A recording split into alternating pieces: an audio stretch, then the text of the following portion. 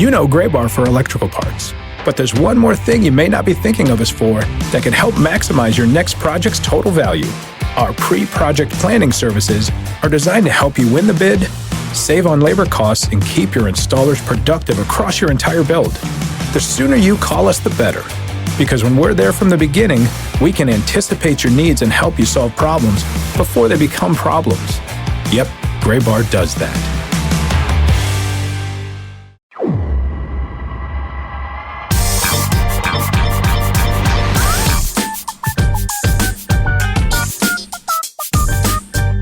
Hello and welcome into the latest episode of the Show Before the Show podcast, the official podcast of minor league baseball, in which the whole world looks different because today the three of us are in the same. I'm gazing into the eyes of Benjamin Hill and Sam Dykstra, and it's not as creepy as it sounds.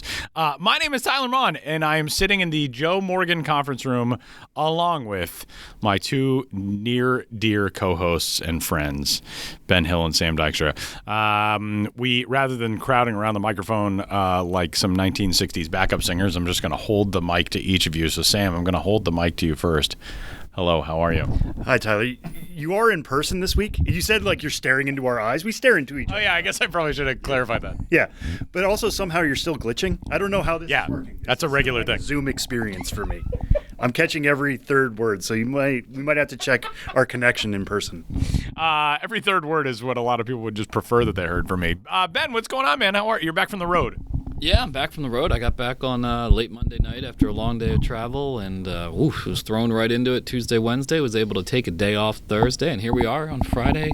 Speaking, no rest this time of year, but it's great to have you around, Tyler.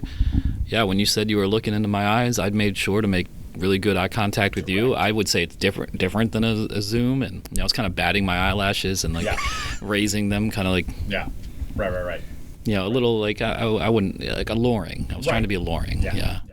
I will say Ben's hair is magnificent in real life, as is yours. I'm holding a firm grip on third place in the hair category in this podcast, and it really depresses me. So I just want you both to know that. But thanks for tuning in wherever you found us for this week's episode 502 of the Show Before the Show podcast. We got a lot to get to, and we will waste no further time in doing so, as we noted that Ben is back from the road. First big time road trip of the year for Benjamin Hill. But before we get to recapping the road, we were all thrust into the national spotlight, not us, but minor league baseball, via a segment on Last Week Tonight this week with John Oliver, and we're going to start by discussing that. I had like half a dozen people who don't follow minor league baseball, know nothing about minor league baseball, but know that I work in minor league baseball, who texted me and said, "Hey, did you see Last Week Tonight this week?" And John Oliver did a deep dive on minor league baseball team names. Ben, give us the breakdown. This is obviously the Ben's Biz wheelhouse, and to see so much of your work quoted, to see so many of these stories that we've talked about over the years. They talked about Helen McGuckin night with the Charleston River Dogs. They talked about the lifelike Chihuahua jerseys that the El Paso Chihuahuas wore. They did talk about Chesapeake's oyster catcher's identity. There was a lot going on in this segment, and it was unexpected. I got so many texts. I imagine you were probably inundated. Yeah, it was bizarre. This is an 11-minute segment on a widely watched show that is distributed internationally on HBO Max. And I think when I was still on the road, I'd seen the Trash Pandas share like a little clip of it. And I was like, oh, that's cool, but I didn't have context, and I thought the Trash Pandas were used as like a throwaway joke in relation to something else. And then I'm traveling on Monday, and it's boring. People's travel stories are boring, but a lot of delays, and it was a long day, and I was feeling stressed, and I start getting emails, like work emails, including our good friend Josh Jackson, like, hey, did you see this John Oliver segment? We're going to need something about it, and like, it'd be good if you wrote it because it's like really your line of work. And at first, as I was traveling, I was like, no, I don't care about this. Like, just let me get home in peace. I'm a busy, stressed out man. But then I watched the segment, and I was just like, oh, wow. This isn't just like a few stray minor league jokes. This is as deep a dive as I've ever seen like a national television program go. And yes, they did mention the Rocket City trash pandas up front, and some of the more low-hanging fruit, I would say. That's not a criticism, but just some of the more obvious things that have maybe gotten coverage elsewhere. Yeah, exactly. But then as it goes on, they picked a lot of things that were deep cuts, that were obscure, and that I didn't do it in my writing or my recap articles, but I'll do it here on the podcast, in which I was a primary source, and several things that were not covered literally anywhere else except for by me, and they were quoting from these articles. And if I even went further, some of these promos I kind of made happen. I could get into that too. So I felt like the hidden hand of God throughout this segment. And part of me was like, man, it'd be nice if they mentioned my name, since I was like such a good source for this and like literally the guy who's done this. But then the other part of me is like, that's not really how a show like this does things, and they were accurately like showing the source like media outlet, and so I'm not like resentful, and in fact I'm happy about it. But it was pretty strange. But like Helen McGuckin night, I mean, we don't have to go into a full recap, but that was the Charleston River Dogs. They got a Google review from a woman named Helen McGuckin that was 2 stars, just drove by, and that launched into Helen McGuckin night and trying to bring her to the ballpark, and then her not showing up at the ballpark, and then recruiting a team employee, their office services manager, to play the role of Helen McGuckin. This gets a detailed recap on the show, and that's when I was like, whoa, they're going... Yeah, like they did legit digging on this. Yeah, and so they're quoting from my article, and the article was quotes from the River Dogs promotions director at the time, Nate Corrant, and I had met Nate in Dunedin and was like, this guy's smart and funny. And then at the winter meetings, when Dave Eccles with the River Dogs, he just was like, hey, I'm going to need a new promo director. Do you have any names? And I was like, I think this guy in Dunedin, Nate, is good, and he got the job. So... Kingmaker, Ben Hill. Yeah, so there was Finder's fee. Yeah, there's no Helen McGuckin night without Nate Corrant in Charleston, and there's no Nate in Charleston without me.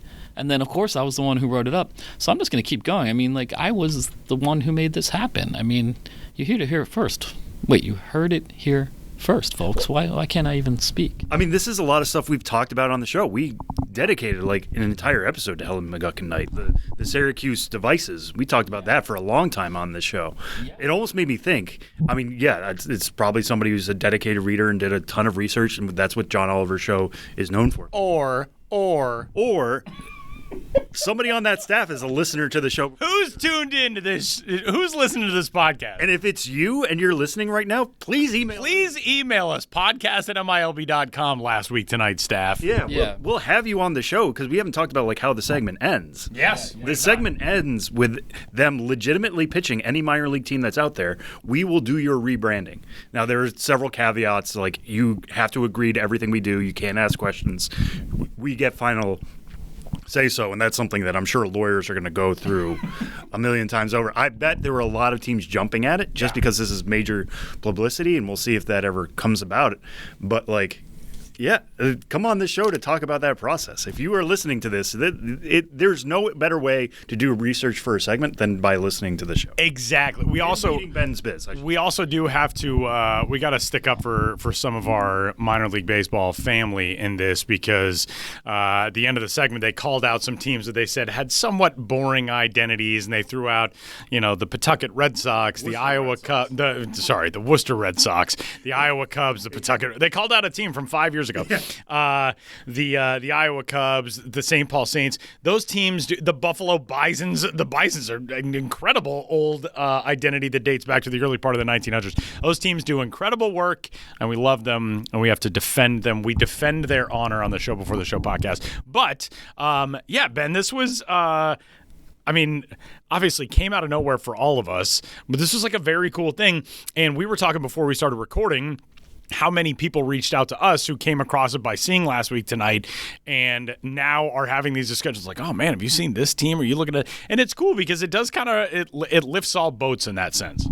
Yeah, it definitely does. And it gave the whole industry a reason to pat itself on the back. And it's been really gratifying to see. And I will say, having done this a very long time at this point, it'll be 20 years for me just since my foot in the door, part-time game recaps 20 years ago. Not every time, but the vast majority of times that minor league baseball or the wacky world of minor league baseball gets media coverage, it's not like wrong in the sense that, they should issue a retraction. but it's often just doesn't really get the details right, and it goes for the low-hanging fruit and the stuff that even like the amateurs already know, or I read it and I'm like, oh, I wish I could help contextualize this. This isn't really getting the point across. And this was one of the few times I saw something I was like, wow, this is like a pretty accurate representation of not just the easy stuff, but really going deep. And so, yeah, it was gratifying, not just for me and all my bragging about, you know, the hidden role I played throughout the whole thing, but just for the teams who've taken risks and done more obscure things. And if you've heard this podcast, you've heard me saying, like, make minor league baseball, I don't want to say weird again, it's still weird, but as weird as it used to be. And I think this kind of publicity hopefully pushes teams to think a little bit more. It's a different, you know, atmosphere these days, or different, you know, operating procedures, but there's still room to be weirder than a lot of teams are being. And I'd like to think, like, hey, that's how we break through the clutter. That's how, you can't guarantee you're going to get something like this, but that's how we move forward and really get some attention. So hopefully, I mean, you can't do another Helen McGuckin night, but hopefully this inspires like the Helen McGuckin style nights of the future. And that's what I really hope comes out of it. And by that, we do not mean to go leave 2-star reviews for ballparks that you drove by. We're going to be review spamming Google and just be like, I want a night by myself, 1 star. Just drove by. In my imagination, it's 1 star.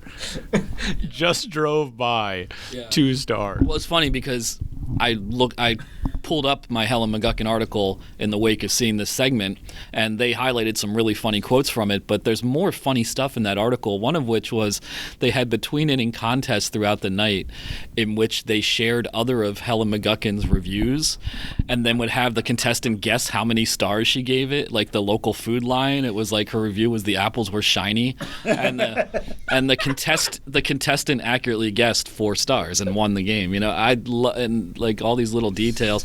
And of course it inspires me. I'll never do it because I've too much random stuff I've written over too long a period of time, but these archives need to be compiled. This stuff can't just decay and disintegrate on the internet, which is another good thing about this segment is we, you know, got some of these articles into our new publishing system so that they can, you know, live for another day. And yeah, we got to preserve this work because it is a record of very important things in American history. Helen McGuckin, by the way, in case you did not remember, she never showed up to the Charleston River Dogs Helen McGuckin night. Very disappointing.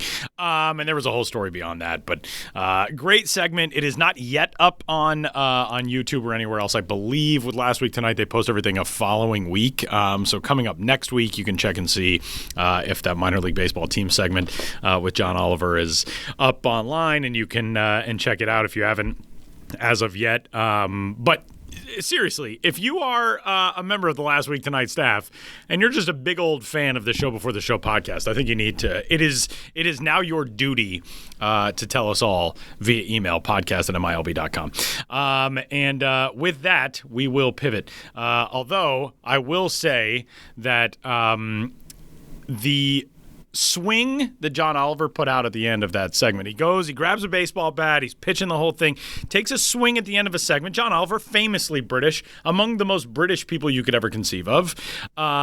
It's a cricket swing. And Sam and I were talking, you said when you first watched it, you thought kind of a low bat path for that swing. It was a steep bat path. Started low and a lot of uphill on the end. And yeah, you're right. I mean, you're definitely a cricket swing. You have more international acclaim than I do, so you identified that very quickly. He is a Mets fan. He is a Mets fan, and he's a legit baseball fan. Yeah, right. Yeah, I mean, I think he's an American citizen. He's been here. He is. Yeah, right. So we don't want to take away his bona fides as a true baseball fan, but in terms of a player, it's a 20 swing. We got some room to grow. All right. Well, let's pivot and talk about Ben's trip. And our conversation with Ben, as always, is presented by Circle K, the official convenience store of minor league baseball. Ben hit the road to the Midwest last week and got a chance to visit Iowa and Des Moines and Peoria and Cedar Rapids, correct? Those 4. Did I get those all right? You got them right. It was Cedar Rapids before Peoria, not that really matters, but yeah, a little Midwest swing last Thursday through Sunday, and as more material comes out from these trips, we can maybe get into a little more specifics, but it was nice to be back on the road. The usual mix of that I go through of like, what am I doing? I can't believe I'm still doing this. This is the trip that everything collapses, / like, oh, it's so good to be back out there and meet people who like want my autograph and selfies. And Lynn Smith, by the way, you saw Lynn Smith on the road. Smith, yeah, saw Lynn Smith in Cedar Rapids. Met a lot of people just incidentally, especially in Cedar Rapids for a smaller market. A lot of like hardcore fans, both for the Colonels and of minor league baseball. They seem to kind of congregate in Cedar Rapids. But yeah, I started in Omaha.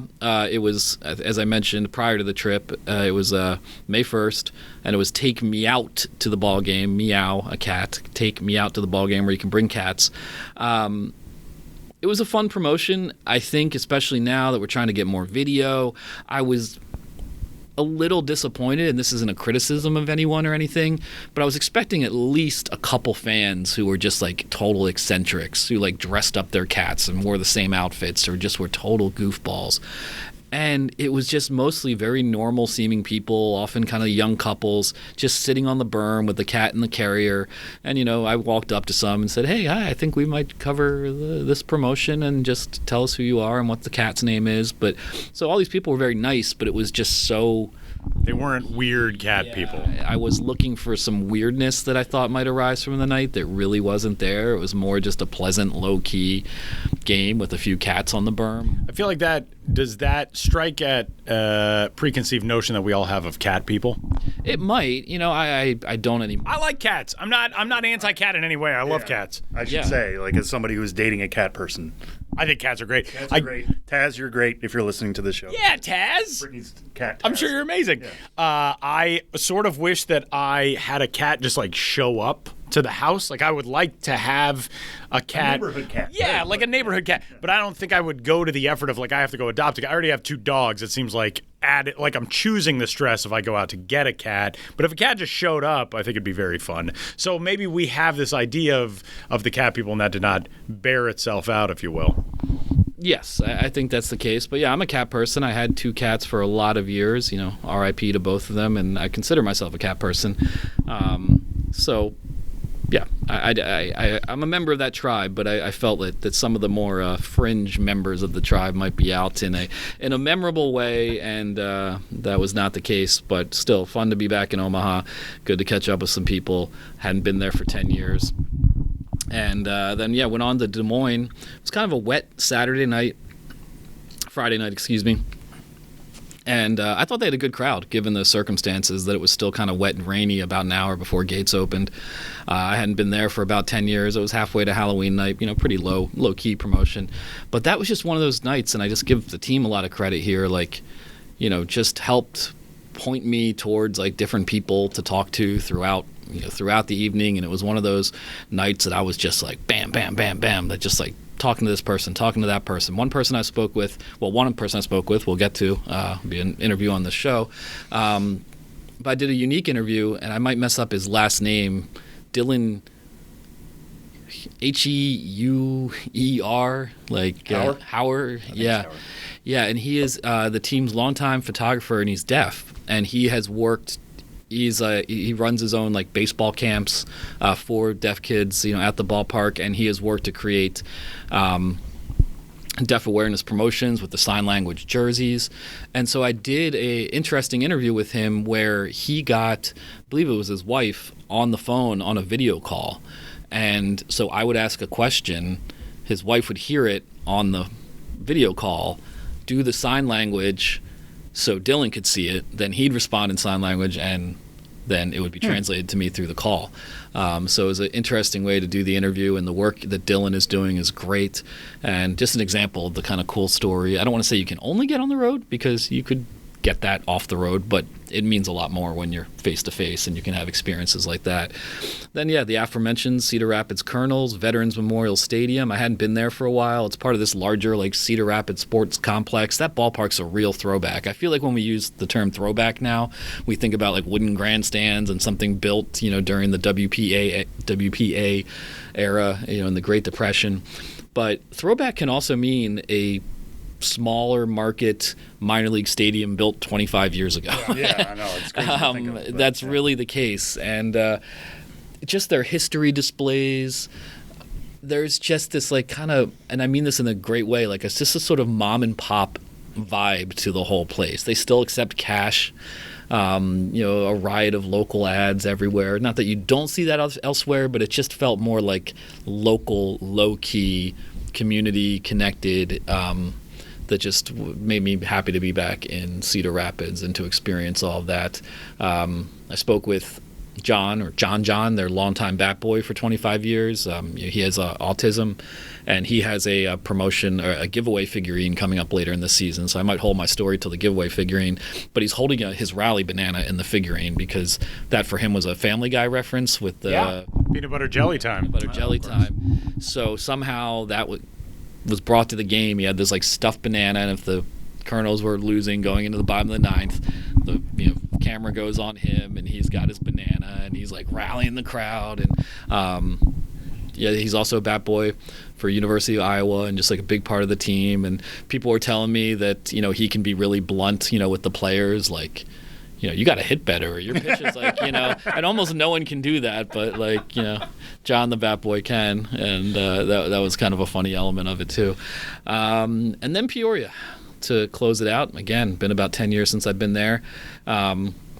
This happens on the road. You make an itinerary. I always want to get out there somewhere in early May just to get going. I mean, I did do that one-off visit to Reading in April, but so it was a cold, gray, early May Sunday. So it wasn't like the Peoria Chiefs at their most electric in terms of game day, and that's just the way the cookie crumbles sometimes. But I felt a little bad to have not been there for a decade, and then that's the experience I get, and who knows how long it'll take me to get back. But that doesn't mean it was bad. It just means it was pretty low-key. Great to connect with our broadcaster, Cody.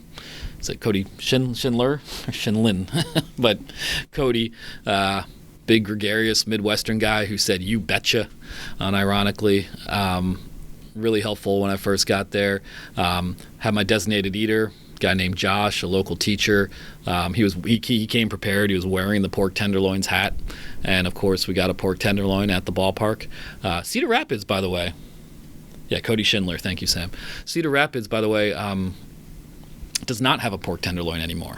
I remember last time I was there they didn't, but I was talking to the GM a little bit, and he just, the cost of the ingredients and everything. It's a big thing to serve. I was going to say, what's the ratio of tenderloin to bun in Peoria? In Peoria, it was maybe like 2-to-1. Okay. But it wasn't one, and I remember the one in Cedar Rapids 10 years ago. That was one where it was like 5-to-1. Yeah. Like you needed a crew to eat it. And it's like around the entirety of the sandwich, like the bun's in the middle, and there's just this maybe that's the Midwestern version of Lady and the Tramp. It's just two people starting at opposite ends of a pork tenderloin. Yeah, pretty much.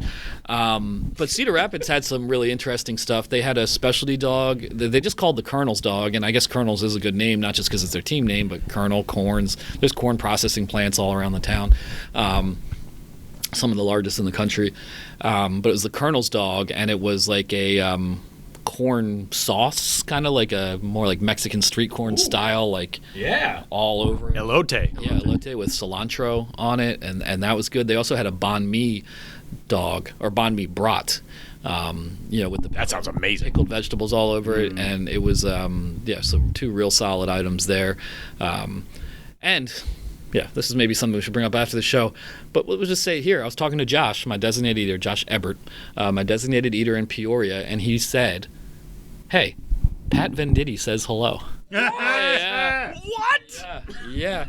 Pat Venditti, who we've talked about recently on this podcast, an ambidextrous pitcher. We defended his honor. I was going to say, defended his honor. We felt he wasn't getting enough references now that there's another switch pitcher in professional baseball, Senja. Durangelo Senja. Now in the top 100. Breaking news from Sam Dykstra, now a top 100 prospect. I should say his name wrong. I feel we should do a supercut. We should have done this for 500 of me saying names wrong on this podcast. To be fair, that one, like the spelling is totally different than what you would expect. It's that one's out there. But apparently Josh's kids play with Pat, lives in the Peoria area.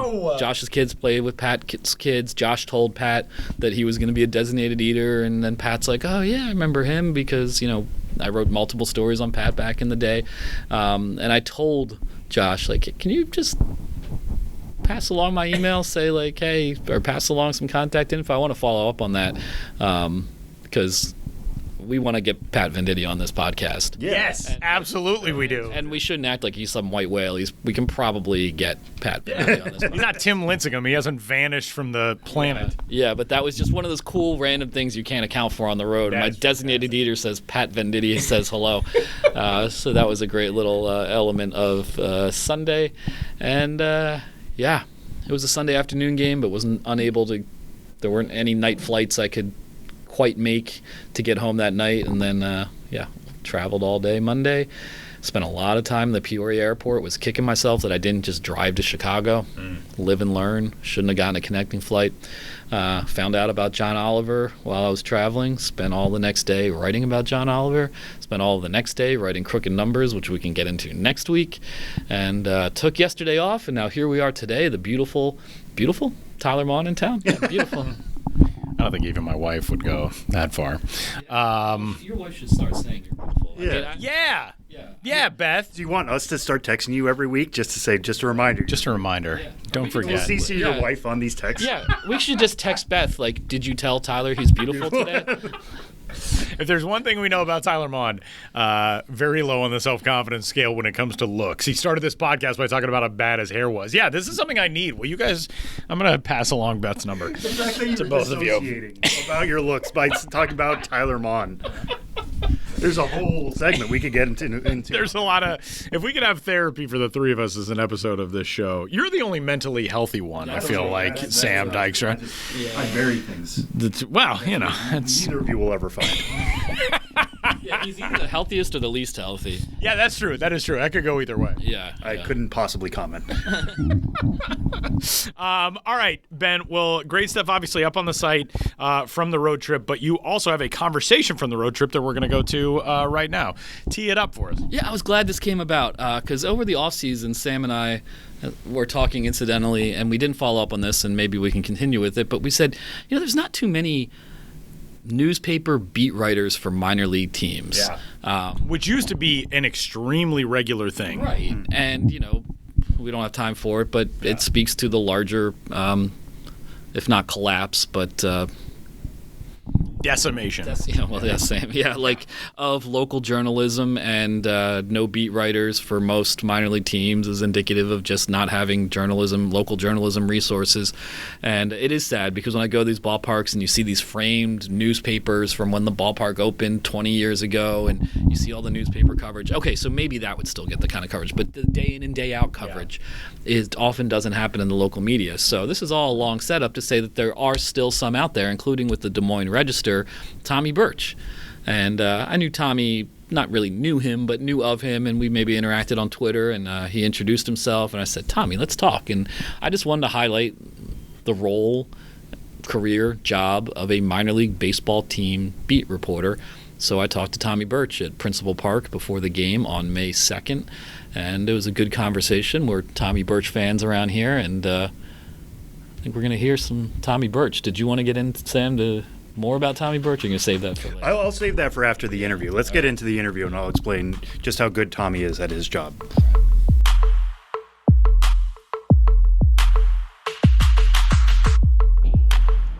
Here with Tommy Birch, beat writer, Iowa Cubs beat writer for the Des Moines Register.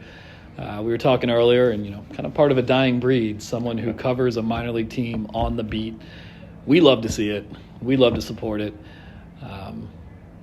You've been doing this for, you said, 13, 14 years? Yeah, somewhere around 13, 14 years. It all kind of blends together. But yeah, I think I've been full-time on the beat for well over a decade now. So it's pretty cool. Yeah. So before we get into that, you're a local guy or local-ish guy? Born and raised in Des Moines. I grew up maybe, 10 minutes from the park. So I grew up going to Iowa Cubs games as a little kid. Like, I always think about it when I'm on the field during batting practice. Like, man, little Tommy Birch would have loved to have had this type of type of access. But I did a story a couple years ago on the anniversary of the last time the Iowa Cubs won their championship, their American Association championship. And, the story was so exciting to do because, that was, one of the first baseball teams I really paid attention to. What guys on the team where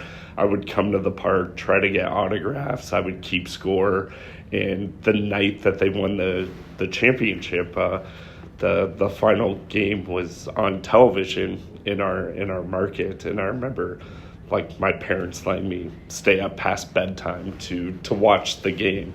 And I can't remember who the opposing left fielder was, but I can still see Tuffy Rhodes hitting the game-winning home run and the left fielder chucking his glove against the fence as he goes rounding the bases. So I have a lot of very fond memories of coming to games here as a kid. That's awesome. Future opening day legend Tuffy Rhodes. Yeah.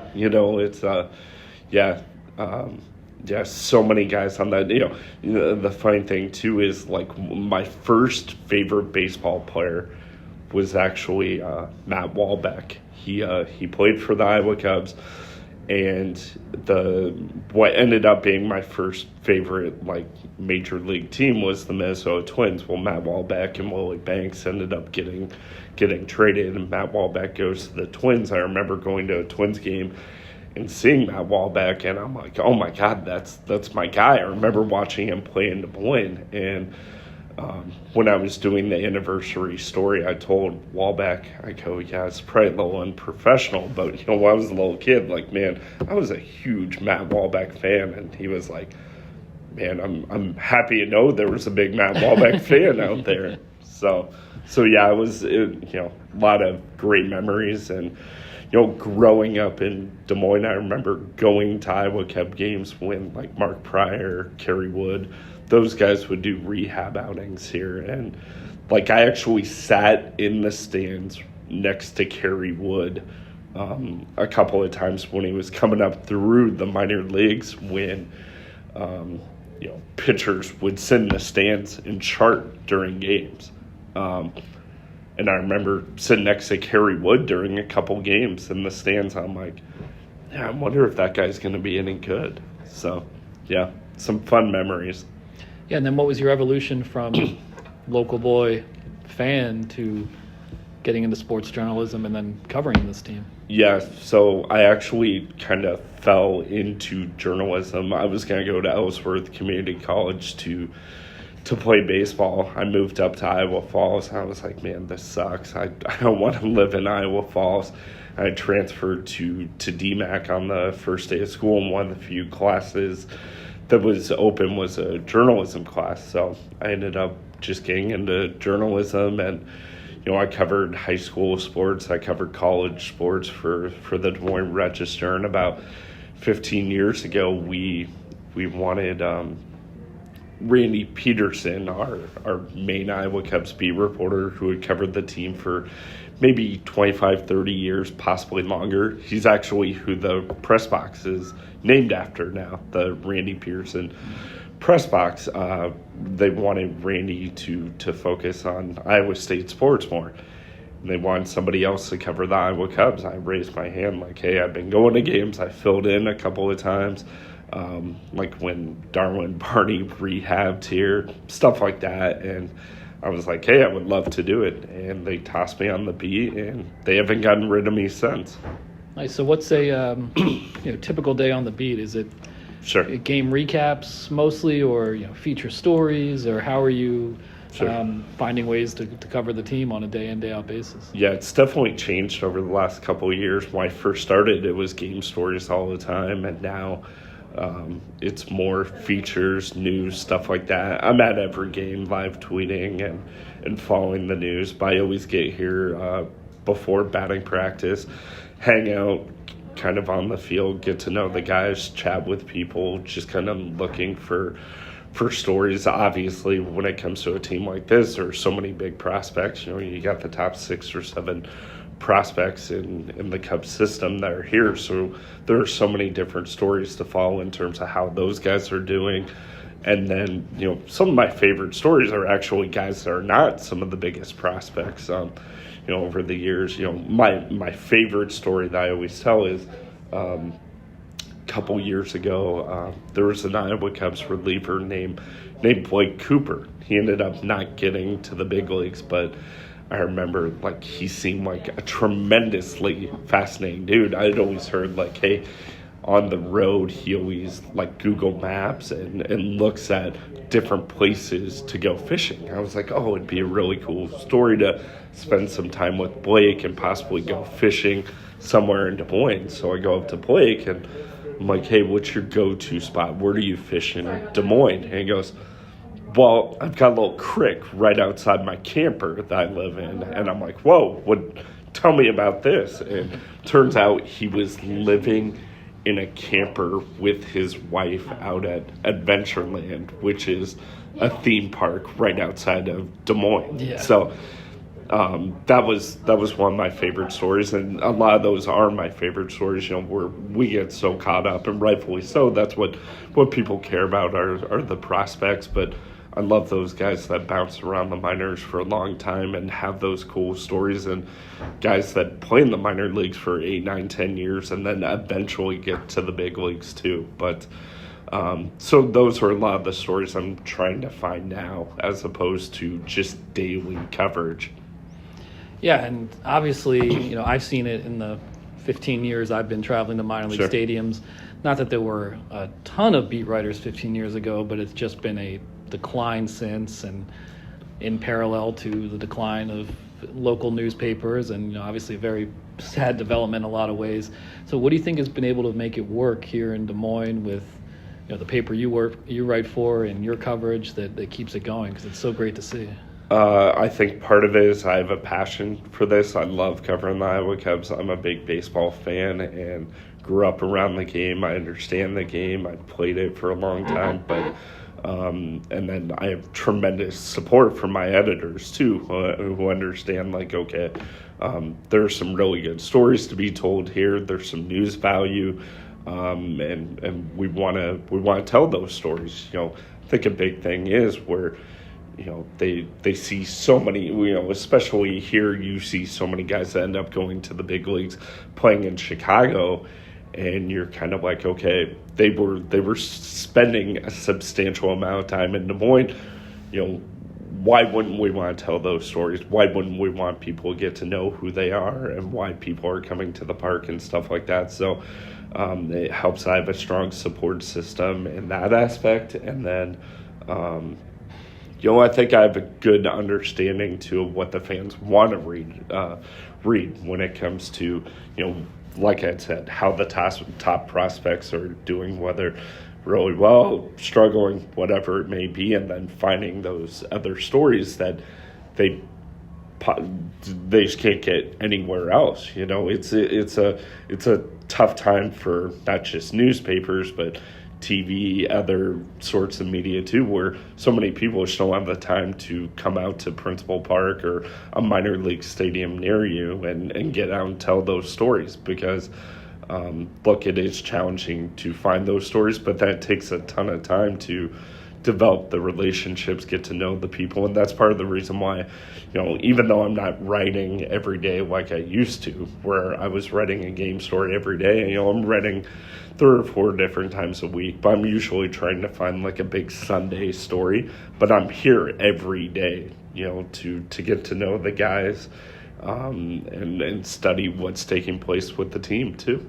Well, here we are about a month into the season. What are your favorite people or storylines of this fairly young 2025 Iowa Cubs season? Yeah, I mean, the prospects is incredible. I was telling somebody the other day, it's the lineup that the Iowa Cubs have with Matt Shaw, Kevin Alcantara, Moises Ballesteros, and so many other guys. It reminds me of that time where, the Iowa Cubs had Daniel Vogelbach, Albert Almora Jr., Wilson Contreras, just a lineup of monster names 1 through 9. Where you're like, oh my God, all these guys can possibly contribute at the big league level. So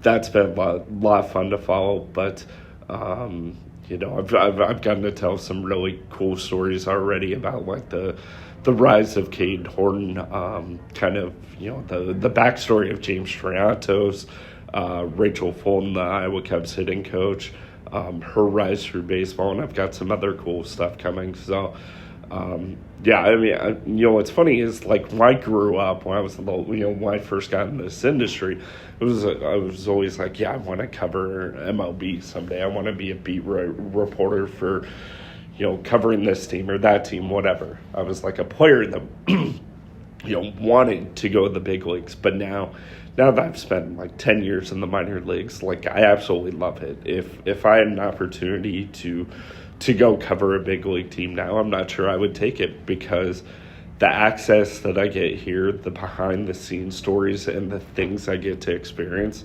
are just stuff you don't see at the big league level. I think that's part of the appeal to you too, is why you enjoy coming out to all these parks and cities, because you're always seeing something that you aren't going to see at the big league level, and it's fascinating to me.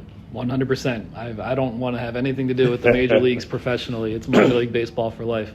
So speaking of that, support minor league baseball, support local journalism. Therefore, it follows, support Tommy Birch. So where can people find your work? Des Moines Register.com. If you're in town, pick up a newspaper, and then I'm on Twitter at Tommy Birch. So I love chatting with fans, love interacting with fans, and like I said, I love following minor league baseball. It's the best out there. If you got time, I got a really good story for you that I can share with you. One of the things I always think about when I was thinking about like what it's like covering minor league baseball and the stuff that you just don't see. So I remember when Chris Bryant was down here in the minor leagues, he was the number one prospect in all of baseball.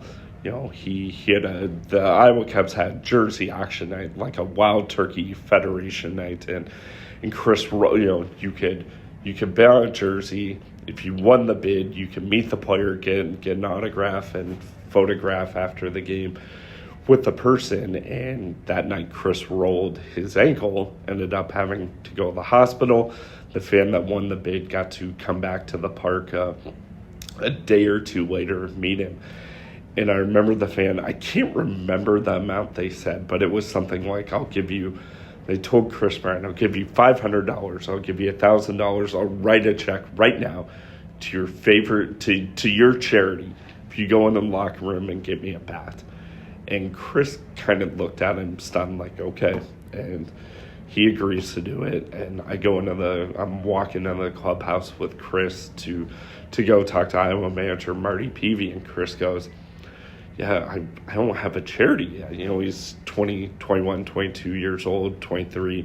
He's still a young prospect, figuring things out. And I kind of laugh like, you're probably going to get this question, it's something you may want to figure out. He goes, what should I tell him? And I go, just say Boys and Girls Club. So that day, some guy wrote a check for $500 or $1,000 to the Boys and Girls Club to get a bat for Chris Bryant, because I just happened to say Boys and Girls Club. Things like that you just don't experience at the big league level, and I think it's so cool. Yeah, quintessential minor league moment. Yeah, exactly. Cool. Thanks so much for speaking with me. Anytime.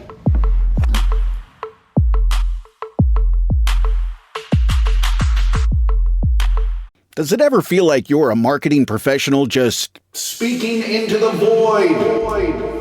But with LinkedIn ads, you can know you're reaching the right decision makers, a network of 130 million of them, in fact. You can even target buyers by job title, industry, company, seniority, skills, and did I say job title? See how you can avoid the void and reach the right buyers with LinkedIn ads. Spend $250 on your first campaign and get a free $250 credit for the next one. Get started at linkedin.com/campaign. Terms and conditions apply. So that was our own Benjamin Hill speaking with Tommy Birch of the Des Moines Register. And I just want to pivot off that to just say, I mostly echo everything Ben was saying to introduce that segment, that, local minor league writers do such a tremendous job because they are in the clubhouse every day. They're around these guys.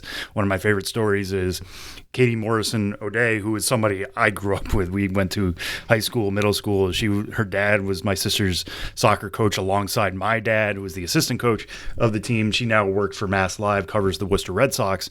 And I can't remember who it was that she noticed got called up. It may have been Brian Bayo, but somebody got called up, and she was the one who broke the news because she was in the clubhouse. Tommy Birch did something similar this week. I don't know exactly how he got the news, but I think it's being close to the Iowa Cubs. He got to break that Cade Horton is joining the Cubs this week in New York against the Mets to make his major league debut. That happens because of connections. That happens because those guys are around and they, just become a voice for the team and for the fans in that area. In his case, it's Des Moines. So if you don't follow Tommy Birch already online, I highly suggest you do so, whether it's just to find out about iCubs news or just to see how a minor league team can be covered. He's one of the best from coast to coast. So I'm really glad he got to catch up with Ben. He and I have been internet friends for a long time. We actually just got to check in with each other at the Field of Dreams game a few years ago. You can imagine both of us were buzzing around trying to do our best to cover that game. But hopefully I'll make it out to Des Moines and catch up with Tommy myself. But while we're talking about that, Tyler, I mean, as I said, Cade Horton heading to the major leagues, one of the top 100 prospects in the game and somebody who's on the up and up, not only for the Cubs, but I think across the industry. Cade Horton is the number 2 Chicago Cubs prospect and number 46 on the top 100. The point of the season comes sometimes where you realize, like, all right, I don't think this guy has a whole lot left at this level. When you've done something well enough, as Cade Horton has done, he's just 23 years old, but he's going to make his big league debut, as it appears, this weekend against the Mets here in New York City. That's exciting stuff for the Cubs, a team that has, obviously a lot of young talent at the big league level right now. To get somebody like this up in May is a good indicator of his track. Yeah, for sure. And he's somebody who I think has one of the biggest arrows up in baseball right now, at least amongst prospects, because you look back at his career to this point, was the 7th overall pick in the 2022 draft out of Oklahoma. Helped them become runners-up at the College World Series, but had Tommy John surgery in February of 2021. So he didn't pitch much in that 22 season, but really was tracking well towards the end. Cubs take him in the top 10. Had high expectations. I think if all had gone well, he could have very well debuted for the Cubs before this moment, but then had 4 starts at AAA last year, shoulder strain, ended his season in late May. So he was a big question mark coming into this year. Yeah, we really like the fastball. We really, really like the slider. It's just, could he stay on a mound? He's done that to this point with Iowa. And not only that, the results have been there. He's been exceptional. 1.24 ERA, 33 strikeouts, 13 walks in 29 innings, a whip of 0.86. So he's allowing fewer than 1 base runner per inning. And then you look at the quality of the stuff too, right? Like the fastball has been averaging 95.8 miles an hour with some decent rise on it. Not terrific, but like pretty good. And then he's got that slider that's got between 12 to 13 inches of glove side sweep. That's getting a whiff rate of 41.4%, which is incredible. The curveball might be even better on a per pitch usage. That's got a whiff rate of 53.3%, and batters have not yet got a hit off that curveball. They're hitting just 0.91 against the slider as well. That was the plus pitch coming into this year. So it's a really well-rounded arsenal. He's got a changeup. He's got a sinker as well. There's a lot of stuff for Cade Horton to work with. It's just now we're seeing him get on the mound more consistently. We're seeing him perform, and that's why the Cubs made the call. And I think the big thing to point out here as well, he threw 6 innings in each of his last 2 starts. And if he pitches this weekend, they haven't said exactly which day it's going to be. Maybe by the time this is out, he'll be listed amongst the probable starters. But he'll be on full rest. He's done it on slightly shorter rest as the season's gone along as well. So this is basically the time you want Cade Horton to be called up. And you look at the Cubs this year, I mean, obviously they're rolling right now with Pete Crow Armstrong and Kyle Tucker leading the way offensively. They've got a 3-game lead in the NL Central heading into Friday. They're 22-16 on the year. They have big aspirations this year, and if Cade Horton can stay healthy, he'll be a big piece of everything moving forward on the north side of Chicago.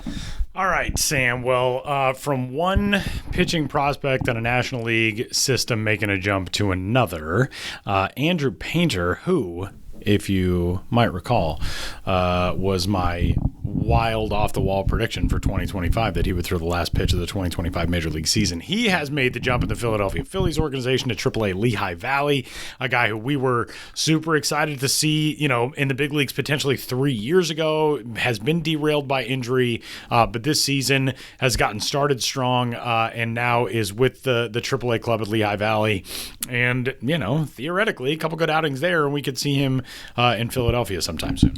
Yeah, I think it's going to be interesting to see how the Phillies handle him. I think they've always circled July as the time he can come up, which would give him 2 months at Lehigh Valley. He never technically pitched at Lehigh Valley. If you remember going back to that 2022 season, he ended it at Double-A Reading, then was going into the spring in 2023, people thinking he was going to jump from Double-A straight to the majors. That didn't work out, had elbow problems, didn't undergo Tommy John surgery until much later in that year, and that's what caused him to also miss all of 2024. We saw him in the Arizona Fall League last year. Starts out this year. They've always said we're going to start him slow. It's going to be a build-up. We want to save him for the end of the year, much like your prediction, Tyler. Not necessarily to be a closer. I think they want him to be a starter. You never know how things are going to go. Like we've seen Chris Sale close out a World Series before, so you never know. But he's made 4 starts with Clearwater, topped out at 4 innings in his most recent start on May 1st, and they decided, okay, he's ready. This is no longer a rehab thing.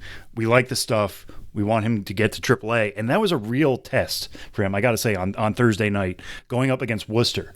Roman Anthony, the number 1 overall prospect in baseball, leading off for Worcester. Marcelo Meyer, a top 10 overall prospect in baseball, also in that lineup. There are a lot of good veterans in that Woo Sox lineup as well.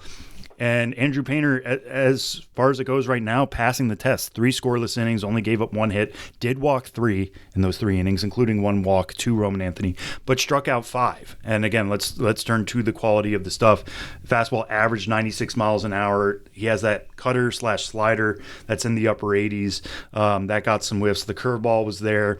He also threw 5 changeups on the night. That's not always been a huge pitch for him, but it was there yesterday. And I was reading one quote about it, or one story about it, and they were saying like how he threw changeups on back-to-back pitches, which he's never done, and that's just a sign of maturity and something he's got to show at the major league level, right? Like he could always coast on the quality of that fastball and the breaking stuff, but that's not going to work at the major league level. It's not going to work at the AAA level either, which is clearly something he's showing. So it's not just trying to show like, hey, I can pitch now, I can be healthy. It's, can you think like a major leaguer? Can you work like a major leaguer? And so that's something we're going to be watching out for. Like I said, I think they've always circled July. You never know. Plans can change. You look at where the Phillies are right now in the NL East, a game and a half back of the Mets. If Andrew Painter's healthy at the end of June and there's a spot open because of an injury, are they going to be like, no, we said July in the spring, we need to hold to that? I don't know. We'll see. Maybe he beats that timeline. But the Phillies, again, they are hoping this is the year they break through, and they want Andrew Painter to be a big part of that. He's checking all the boxes so far. You would like to see the command be a little bit better moving forward, but getting him out to AAA in 3 scoreless innings, you'll take that every time. All right, Sam. Well, we are getting to the first Top 100 update of the 2025 season, and it's kind of wild to think that we're already at that point. But we've seen prospect graduations. Roki Sasaki, of course, entered the season as technically the top prospect in baseball, but we knew he was not going to be a minor league guy to start the season. So Roman Anthony right now is the number 1. Give us a preview of what is to come in this Top 100 update. Yeah, so this is coming Sunday night. If you want to keep refreshing MLB.com/pipeline and hoping to get that before anybody else, I welcome you to do that, and thank you for your clicks. But no, we will be updating it on Sunday night, and a big reason for that is May 11th, which is the date on Sunday, is the graduation date for guys who started the year on Major League opening day rosters and have not been sent down or have not graduated because of innings or at-bats quite yet. So you'll see Christian Campbell come off the list. You'll see Cam Smith come off the list. We thought Matt Shaw would come off the list, but he was sent back down to AAA Iowa. Roki Sasaki, as you mentioned, Tyler, already off because he started the year over in Japan. That throws off the service time a little bit. He got to graduate before that other group. But there are going to be a few guys coming off the top 100. There are going to be a few guys coming off the top 30. It's been a few weeks in the season now. We've seen some results. We can take that in, slide some guys around. It's funny being part of this process because part of me is just like, well, we're just trying to accurately reflect the state of prospectum right now. And then I sent it to some editors who are not part of that process yet. And they're like, wow, this is some change. And I'm just like, is it? It doesn't feel like it to me. So I'm not going to give away the top 15 yet because there's a good chance you're listening to this on Friday or Saturday. I'll just highlight some guys who are going to be some of our biggest movers. And you'll have to tune in on Sunday to find out exactly where they land. But one is George Lombard Jr., New York Yankees prospect. He'll be jumping. I think he's our biggest jumper overall, actually. We added him to the top 100 prospect list. He did not open the season on that list. Now he's on there, but showed really quality at-bats in the spring on the major league side, has looked stronger. He's always been a really capable shortstop. I mean, we heard from scouts in the offseason that he might have been the best defensive shortstop prospect in baseball in his first full year last year. The Yankees were aggressive with him, pushing him from single A to high A in the middle of the year, even if the numbers weren't necessarily there. Returns to Hudson Valley this year, tears the cover off the ball. Now he's at Double-A Somerset. And Somerset has said there have been only 2 players in their history with the Yankees, which is not incredibly long, but it's still notable. 2 players that have gotten hits with them at 19 years old. One is George Lombard Jr. Can you guess the other? Anthony Volpe. Not Anthony Volpe. Jason Dominguez. Jason Dominguez would be the other one, yes. So, we're not putting Lombard in that Dominguez air quite yet, but he plays a quality position. He plays it well. And if that hitting is coming around, and I talked to him in the spring, he had a much simpler setup and add in that strength that just happens when you naturally mature, right? But I think that's been another key for him is trying to increase the impact. He's going to jump dozens of spots. I feel comfortable saying that and giving that out to you guys. Another one is Jesus Made. If you've listened to the show at all, you know that Made is a personal favorite of mine. He would have been number 49 if we had just kept things moving. He's going to jump several spots above that because he started out the year at Single A Carolina, very much carried over everything we saw from him in the Dominican Summer League. If he did that in the Arizona Complex League, we'd be like, that's really good. He's going to jump a few spots. But the fact that he's doing that at such a young age already and keeping that momentum going despite jumping 2 levels and moving stateside as a teenager and dealing with everything that you have to do when you're not at home anymore and dealing with a new culture and a new spot and all this kind of stuff.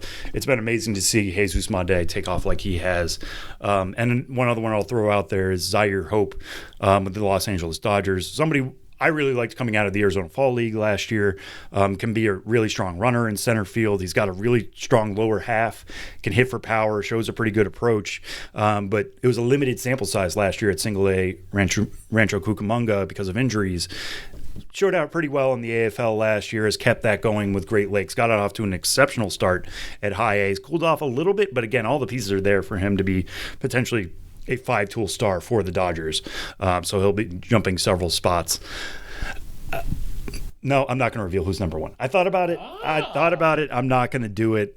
If you can probably piece it together, you can probably bet on who it is pretty safely, but let's keep the intrigue going. Check that out on Sunday. It'll also be all over the site Monday morning if you're more of a morning person than a Sunday evening person. But yeah, always excited to get this out there and get a fresh coat of paint on the top 100. That is what's coming up this weekend, and exciting stuff as always for the top 100, the first market adjustments of 2025. All right, Sam, we've got a prospect conversation this week as well. Give us the lowdown. Yeah, so this is going back to my trip to Aberdeen, which happened last week. We included an interview with Vance Honeycutt with the Aberdeen Ironbirds in that episode last week. We're going to go to the other team that was there when I was there, the Bowling Green Hot Rods, and somebody who is a top 100 prospect in the Tampa Bay Rays system, Aidan Smith, talking about center fielders who could be 5-tool athletes. Aidan Smith is definitely in that camp. was originally drafted by the Mariners in the 4th round of the 2023 draft, and then a year later was traded to the Rays as part of the Randy Arozarena deal. So we talk a little bit about that, what it's like to go through a trade and go from one really talent-rich system in the Mariners to another one with the Rays, what it's like to kind of find your bearings off of that, then have an entire offseason with a new organization, come out the other side, and get off to the start that he's gotten so far with Bowling Green. It hasn't been the best one to this point, but he's made some adjustments. We talk about those. We get into the weeds on hitting adjustments as well. So I really enjoyed this conversation. Here's me chatting with Aidan Smith of the Tampa Bay Rays.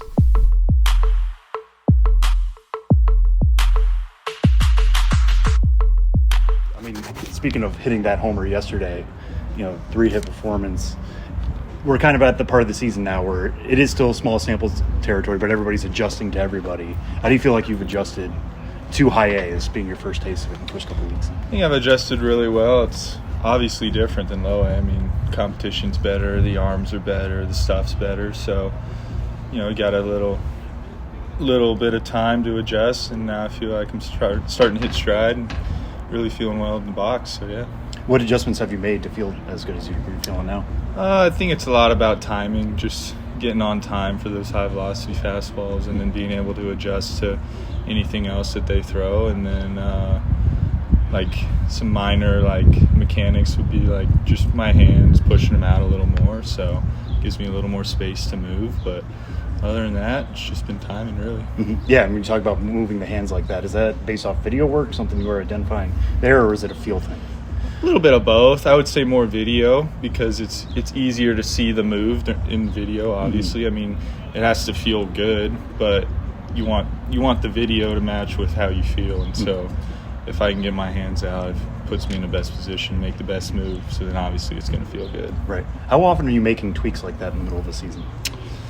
I mean, it's all just dependent on what I see in the video. I mean, if it's a glaring obvious adjustment needs to be made, we'll make it right away. Mm-hmm. But if it's something that it's nitpicky, then don't really need to adjust it unless it's causing me to do something I don't want to do on the field. Mm-hmm. Yeah, and you're coming off your first off season with the Rays. I mean, you have the trade last year. Yeah.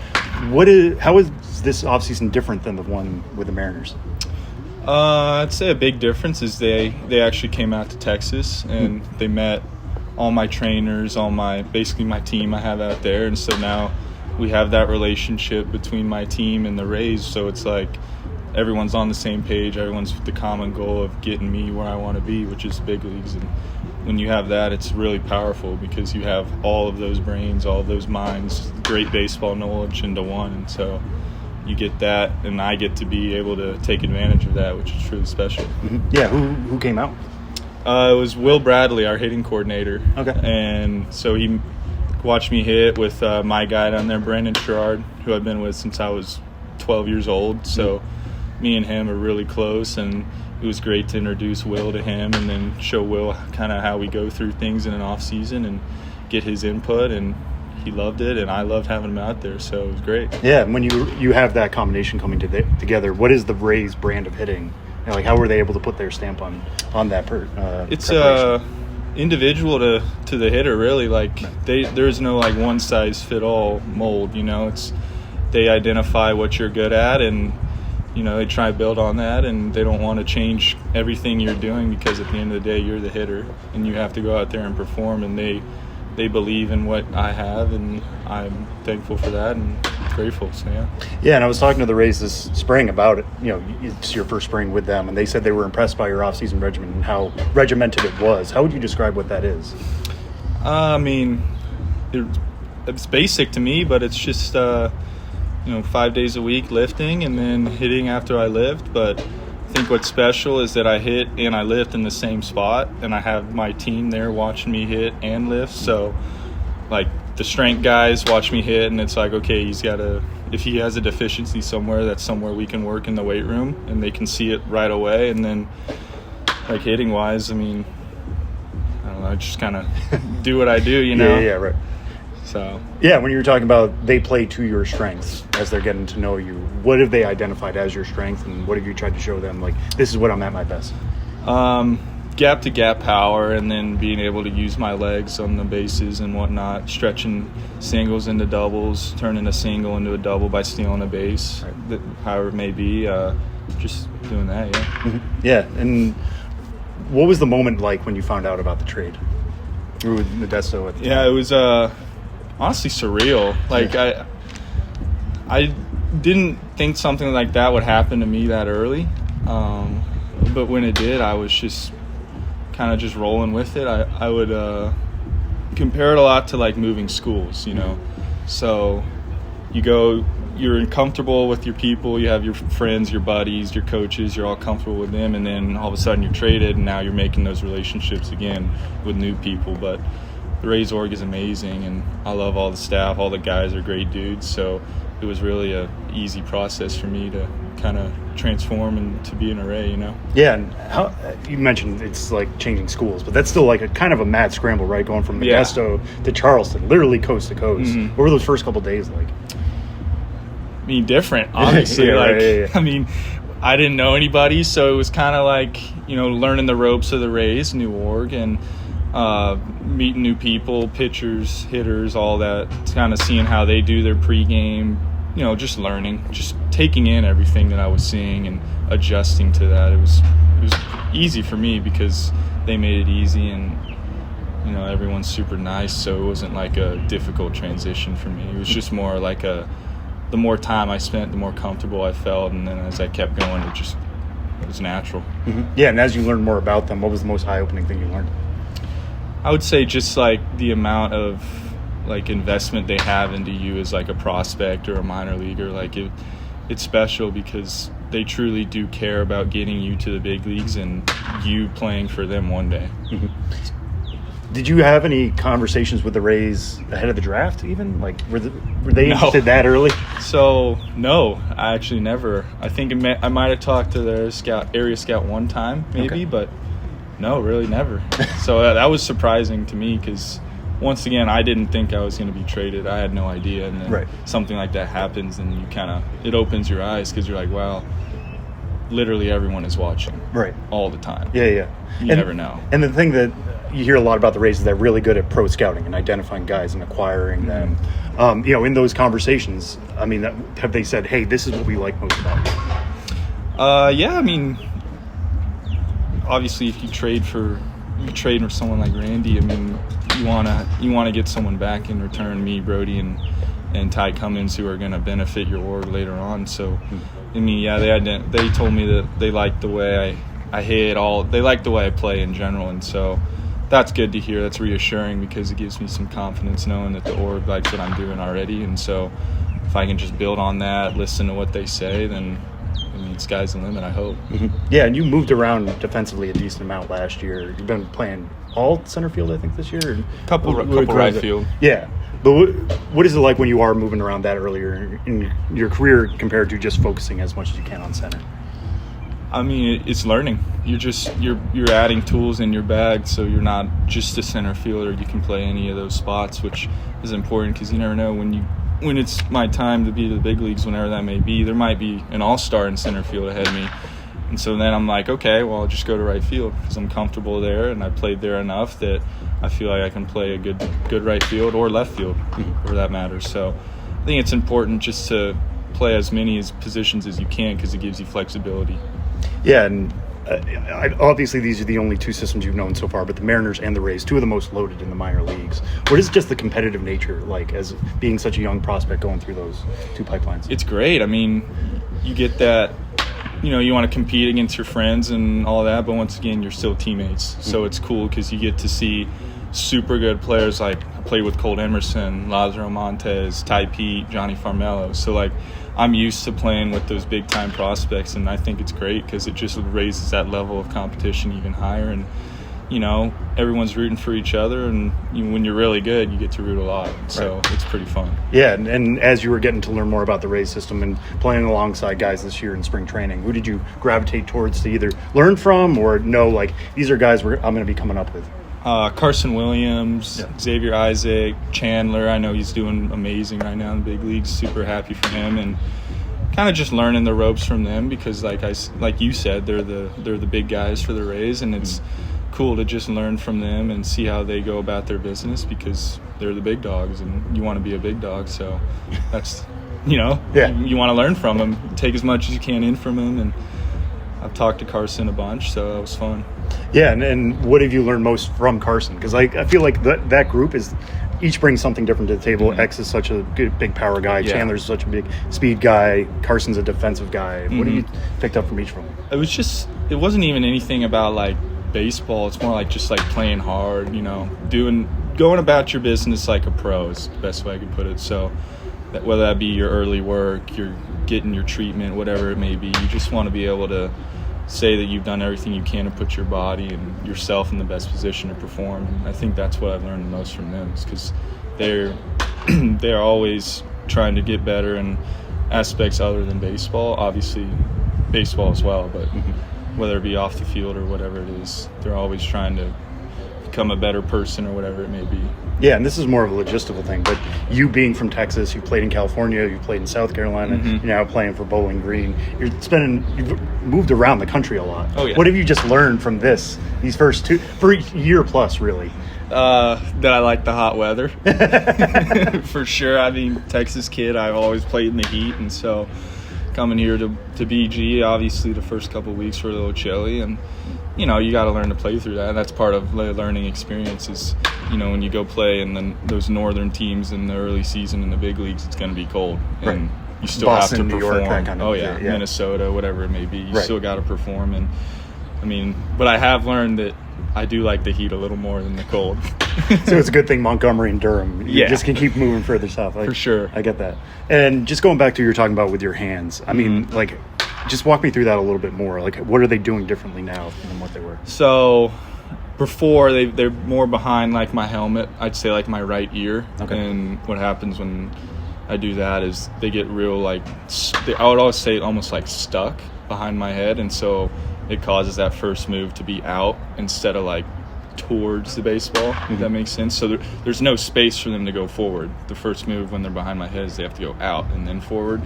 Now that they're out more, it's like the first move is just forward. And so barrel's on time, body's on time, and that's kind of, hitting is timing. So Right. you want to put yourself in that best position to have that simple move forward. That's what putting that hands out does. So. Yeah, were you hands behind the head all the way back going to high school? Or Yeah, I think they moved kind of just unknowingly. Like, you don't really, it's not a conscious move. Right. Sometimes you just look up one day and you're like, wow, this is really far behind my head. Like, I wonder why. No wonder I can't make the move I want to make. So it's just being conscious of where you're at in the setup, and then after that, just make your move and go. So do you have like a trigger phrase in your head of just like get the hands out, get the hands out? It's so in the setup, I like to make sure everything's is correct in my setup before I start messing with anything else, because if you don't set up the same way every time, you're gonna have a different move every time. So it's just being conscious of making sure that everything's in the right spot before the pitch even comes. Gotcha. All right, great. That's all I had for Cool, you. man. Thanks so much for Appreciate doing it. this. Yeah, I no really problem, appreciate it. It was dude. great meeting you.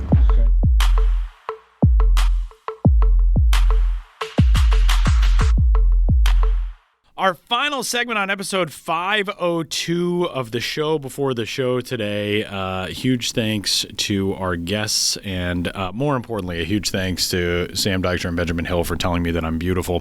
Before we get out of here, it is time for the latest edition, and our first in-person edition for the three of us, I believe, of Name That Dude. This week, Sam Dykstra is the dude knower, which makes Benjamin Hill and me the dude guessers. The floor is yours, Sam. Yeah, I'm going to try to keep this one nice and tight because we're getting kicked out of this room in 5 minutes. But this one is also an interesting one, and it's something that he came to mind when we were talking about something earlier. So maybe that's my first clue. This guy played high school ball in North Carolina. And he is an interesting one for our purposes because normally we talk about a lengthy minor league career. He only has one minor league stop on his resume, and it was in the Florida Instructional League in 1964. He signed with the A's, then the Kansas City A's, in 1964 and made 9 appearances, 8 starts, so he's a pitcher. Had a 3.76 ERA in the instructional league. 55 innings, 23 walks, 28 strikeouts. Obviously a different era. Strikeouts weren't that plentiful at that time. Then debuted with the Kansas City A's in 1965. And as far as I can tell from his baseball reference page, never played in the minor leagues again. So he was with the A's when they were in Kansas City from 1965 to 1967, went with them to Oakland through 1974, and then ended his career with 5 seasons with the Yankees. He won 20 games in 5 straight seasons. Went 21, 21, 21, 25, 23. He is in the Hall of Fame. And again, something about him may have been referenced earlier on this show. A's pitcher. I mean, Vita Blue. Vita Blue? It is not Vita Blue. I mean, no, I didn't think it was, but that's a A's 20-game winner. This person is in the Hall of Fame. This should be obvious. Yeah, I feel like it should be obvious. It was just 2 seasons with the A's? How many seasons with the A's? He was with the with 5 years. yeah Kansas City A's. And Kansas City A's, and then was with the Oakland A's. How long Yes. was he with Kansas City and Oakland? 1, 2, 3, 4, 5, 6, 7, so 8, long. 9. A very long time. Yeah. Okay. From his age 19 to 29 seasons. Oh, okay. So basically Plus.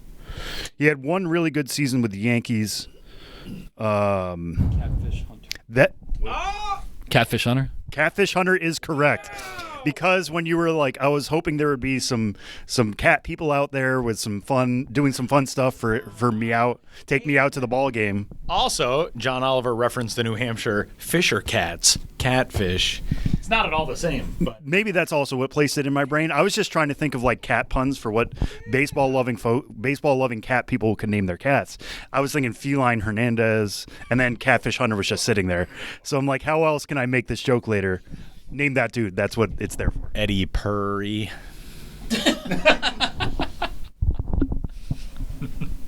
Yes, that is. Feel free to email in your suggestions for cat names related to minor league baseball players, major league baseball players, and minor league baseball team names. Especially if you're a writer for Last Week Tonight. We know you're out there tuned in to the Show Before the Show podcast. That was very good. Very nice work, Ben. Thank you. Yeah, I realized I don't know too much about his career, but it's just with that kind of career, I was trying to think of guys who pitched for the A's and Yankees. Yeah, A's and Yankees, I think, was the big hint there. My next one was going to be his nickname, which is very funny that this is his nickname listed on Baseball Reference. You guys want to guess what his nickname is? Does that mean that his birth name is Catfish? Yeah. No. His nickname is listed as Jim. Because he was born James Augustus Hunter. Catfish Jim Hunter.